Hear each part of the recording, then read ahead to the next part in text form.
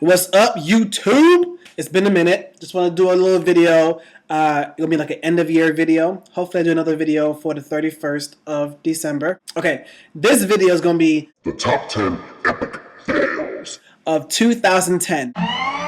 Is Carrie Hilson. She's trying a little too hard with this new song, The Way You Love Me. I mean, sex sells, but dang, Carrie. Like Ms. P said, I mean, she don't even look comfortable. She don't even feel comfortable. She just look like she's just awkward in the whole video. Love me, and you wanna love me, f me, and you wanna touch me, and you wanna touch me.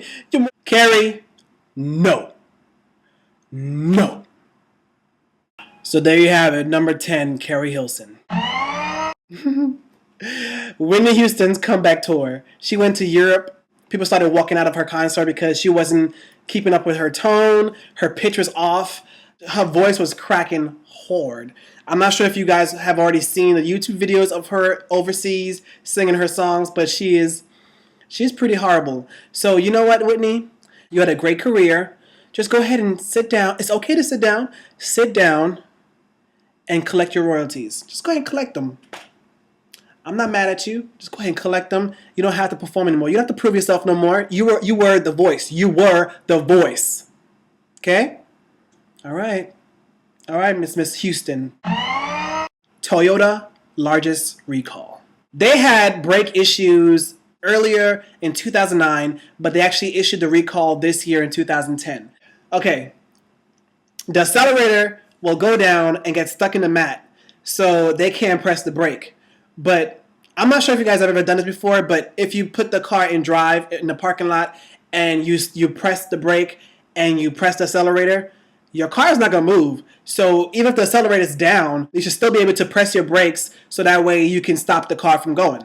So I don't know what kind of product Toyota's making, but hey, if it's not working, it's not working. Fix the problem, fix it fast. They issued a recall for Toyota vehicles so that way, so they can shorten the accelerators. So that's what they did so far. They just cut it because before I guess it was too long and it was getting caught in the mat. So they cut it shorter so that way it won't get caught up in the mat.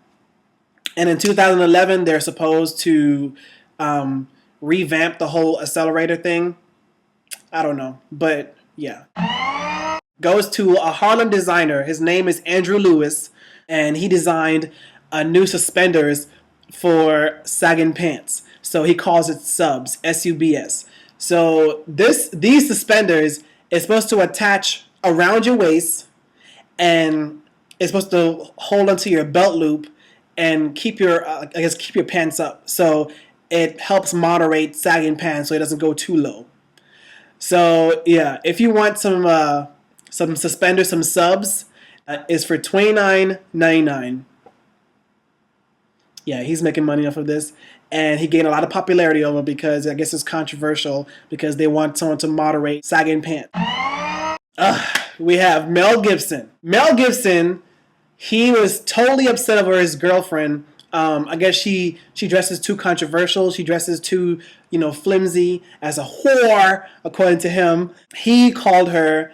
She recorded a conversation. And he's talking about how she's dressed too provocatively. He's talking about how if you got raped by a pack of niggas, it'll be all your fault because you provoked it.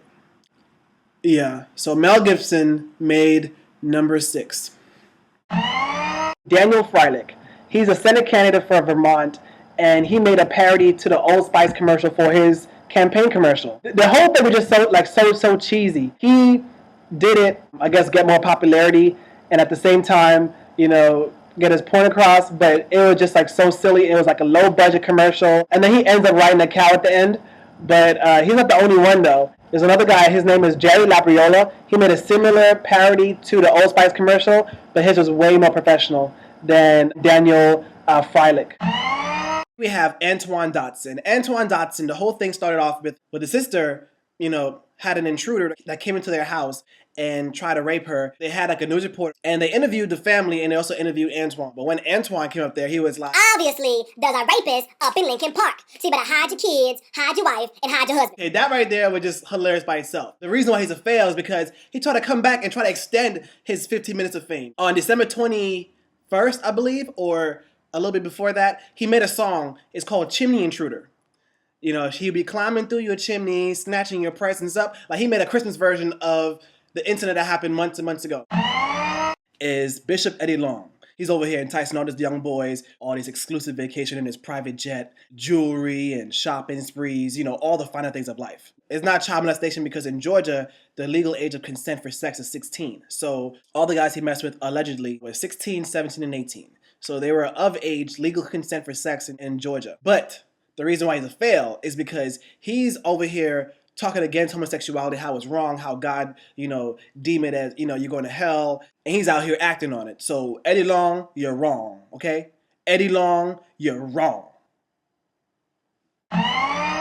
Is Rasby. Rasby in 2007, he went around saying how, okay, you know, Chris Stokes and Marcus Houston and a bunch of other people, like, you know, molest him, like touched him up or whatever, and also they had sex with him. So, you know, unwanted sex. So he said how they're over there raping him. And in 2008, he came back. He was like, you know what? I want to retract those statements. It's not true. You know, I don't want any trouble. Da da da da. And then now in 2010, he's over here trying to say the same thing again. He's trying to say that, you know, it did happen. I believe it happened because you know what? Because what man will actually come out there and say that, you know, they were molested, they were raped by another man? You know what I'm saying? And he's all messed up in the head anyways. Instead of him talking about his own stuff, he's bringing other people in there. He's just being messy. He's like a male version of Cat Stacks. He's trying to call people out, making all these videos and posting on World Star Hip Hop and, you know, all these other media outlets saying how, you know, Chris Stokes and Marcus Houston and Lil Fizz and Bow Wow is having sex and oh, on Twitter today, he went after Chris Brown. He said Chris Brown was having, you know, sexual relations with some other guy. I forgot his name, but he's an artist. I guess he works close to Chris Brown. Razzie was saying, you know, he's a wife beater, and he's over here tweeting Rihanna saying how much he loved Rihanna and how much he loved her music and how she fell in love with Rihanna after listening to some song. Then Chris Brown made a statement saying how, you know, Razzie was raped, and then Razzie replied back saying, oh, I was never raped. And you saying that shows what kind of person you are. And this is an insult to people who was actually raped. So I'm like, okay, in 2007 and also in 2010, you were saying that, you know, that you had sex with all these people and how they forced you to do it. So that's not rape? Because molestation, from my understanding, is, you know, unwanted touching.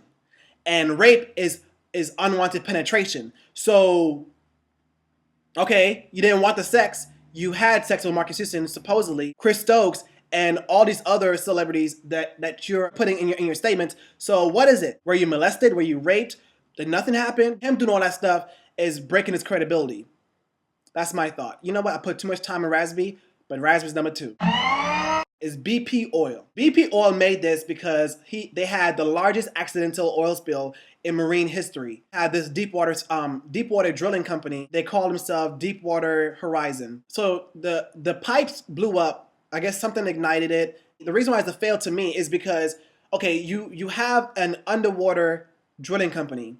I know this is not the first time something like this happened. I'm sure that you had like smaller occurrences that happened in the past. So why isn't there like a backup plan? Why isn't there like a plan A and plan B or a plan C for measures to prevent something like that from happening, from you killing all the marine life and for all this toxic waste to get into the ocean? This spill lasted for 86 days, so 2 months and 25 days. So yeah, that's the reason why they're number 1. So that was my top 10 most epic fails for 2010. In my opinion.